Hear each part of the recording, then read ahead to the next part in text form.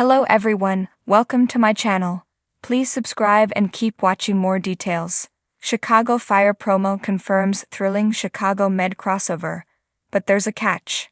Chicago Fire may have been missing Stella Kidd, Miranda Ray Mayo, in its April 23 episode, but rest assured that she and Kelly Severide, Taylor Kinney, will be back together for the May 7 episode, Cut Me Open. The characters will get one step closer to adopting a child, but as evidenced by the promo, it will not be an easy or stress-free process. The promo sees both Kidd and Severide going to the hospital when the woman carrying the baby they plan to adopt goes into labor. They are all smiles as they head to Gaffney Medical Center, and like many fans predicted, we get a mini Chicago Med crossover.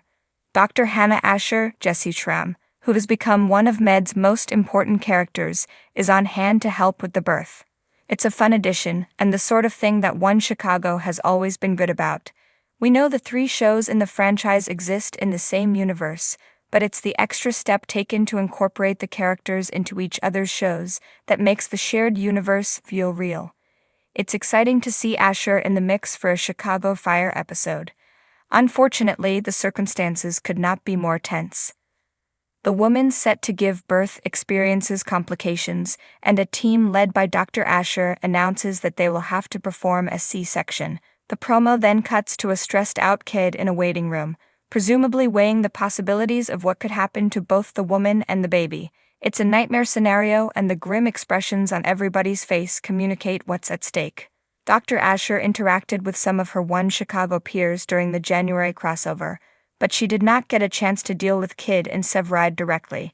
We anticipate emotions will be high for the couple and the woman giving birth, meaning it will fall to Asher to keep a level head. We also suspect other Chicago Med characters may appear in the episode, given that the action will largely take place within Gaffney Medical Center. One Chicago is no stranger to tragedy, as evidenced by the slew of deaths that have occurred over the past few seasons, but we are still confident that Asher and her team will prevail and Stellaride will meet the child that will change both of their lives by episode's end.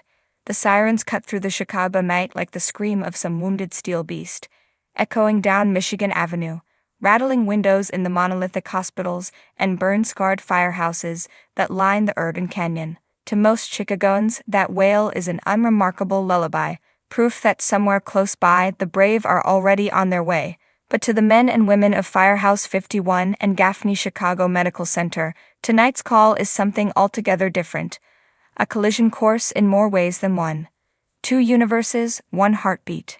It begins in the small hours, when the city's traffic lights still blink an amber apology at empty intersections.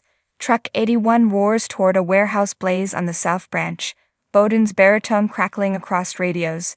Reports of trapped victims, multiple floors, unstable roof. Stay sharp. There's the familiar choreography. Herman's clipped acknowledgement. Kids copy that, Chief, and Cruz tightening his gloves with a silent prayer to Street Florian. But as they round the corner, the firefighters catch an eerie sight. A convoy of ambulances already idling at the curb, their red strobes reflecting off shattered windows. Chief Hawkins from Med's paramedic division is on scene. Eyes narrowed, lips pressed thin. "Thought you called us," Cruz mutters to Severide as they leap down from the rig. "Never made the call," Severide replies. That's the first hint that tonight's nightmare has been choreographed by someone or something else. The fire that shouldn't exist. When Kidd and Gallo charge through the entrance, they're greeted by dancing orange tongues, but almost no heat. The sprinkler system is bone dry, yet the flames barely lick at the walls before guttering out, as if starved. It's a blaze designed to beckon, not consume. On the top floor they find a single casualty. A man in scrubs, unconscious but breathing, hospital ID still clipped to his pocket. Maggie Lockwood's name flashes across the plastic, except Maggie is very much alive 3 miles away, prepping the ED at Gaffney for an influx of unknown patients. Severide's brow furrows. "That's impossible," he whispers. "So why does he have her badge?" They evacuate the man, chasing a ghost of smoke back to the street. Archer from Med is already tending a line of stretchers, his surgeon's composure masking unease. "We've seen 4 more with hospital IDs," he tells Bowden. all belonging to staff who've reported their badges stolen this week. Somewhere in the distance, a second siren rises, a deeper, almost mournful sound. It's an antique foghorn, echoing off Lake Michigan, and with it a city-wide page flashes across every radio frequency. Code Black. An Hnebuan P8 OGEN. Lok Kedamlin I98DD. The Invisible Adversary. Within minutes, Chicago Medical Center seals its doors. Dr. Crockett Marcel leads Firehouse 51's hazmat-suited squad into the hospital's subterranean quarantine ward, a place few civilians know exists. Here, beneath humming ventilation ducts and the low thrum of generators, the first victims lie under orange isolation lights.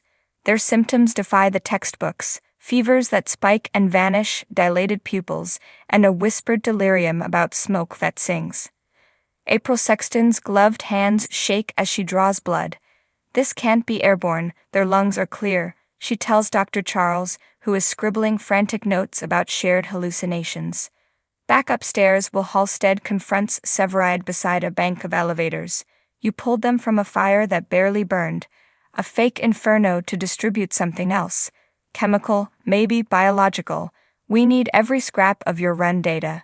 Severide nods, but his eyes drift to the security monitors overhead. On one screen, a motionless figure in firefighter turnout gear stands in the ambulance bay, head tilted at an unnatural angle toward the camera. His helmet bears the number 51, but every member of 51 is accounted for. The catch: a clock you can't outrun. The crossover's promise of joined forces quickly mutates into a harsh dilemma. As the pathogen's incubation time reveals itself, Archer and Crockett make a chilling discovery. The victims who were conscious when exposed remain asymptomatic, until their body temperature drops below exactly 98.6 degrees Fahrenheit. Any dip, even a fraction, triggers cascading organ failure. And Chicago in early spring is a fickle furnace. One cold gust through an open doorway could be lethal. Bowden assembles a joint task force, firefighters to hunt the source of the agent, med staff to devise a rapid treatment, and intelligence from Voight's detectives filtering in by encrypted text. It's a puzzle scattered across bridges, tunnels, and viaducts, a living board game where every square is booby-trapped with Chicago's infamous lake wind. But here's the catch: that promo won't scream in neon. The crossover heroics may solve the pathogen, yet the clock they race isn't just biological. The city's emergency management computer, codenamed SYREN, has calculated contagion probabilities and quietly scheduled a thermal purge of affected zones at dawn, flooding sewers with scalding steam meant to neutralize any bioagent. The algorithm doesn't grasp human nuance. It cannot be paused, only redirected, and it treats livestock and civilian as identical risk factors. Dawn is less than 3 hours away, edge of the skyline.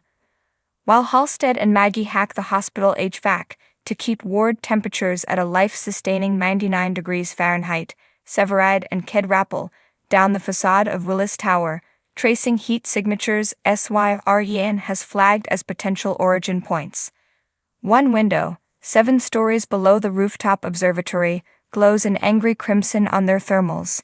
Busting through, they confront a lab lined with jury-rigged burners and vats of viscous amber fluid. A single laptop counts backward in green digits: 21744, 43, 42. A muffled thump. Cruz and Gallo breach the main door while Archer, summoned from Med, darts inside in surgical greens like some dystopian commando. The pathogen's culture sloshes in half-sealed drums. A USB drive dangles from the laptop. Yank it, and you might erase the agent's genome. Leave it, and the countdown merges into SYREN's purge protocol. Cruz breathes. We pull that drive, we lose our only chance to synthesize an antidote. Archer retorts, leave it, and half the loop scalds alive at sunrise. This is the heartbeat where a crossover transcends screen time and plunges into moral algebra. The moment promos tease but never solve. Where heroes choose. Back at Med, Sharon Goodwin stands at the polar opposite of that algebra, staring at a refrigerated wagon loaded with portable heaters. We can evacuate 30 patients max, she tells Dr. Charles.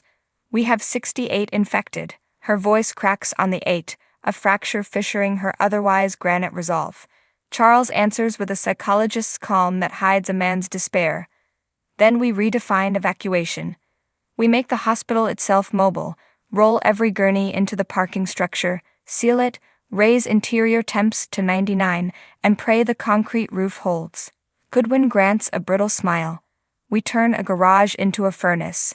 We break every code in the book. Codes weren't written for monsters, Charles replies.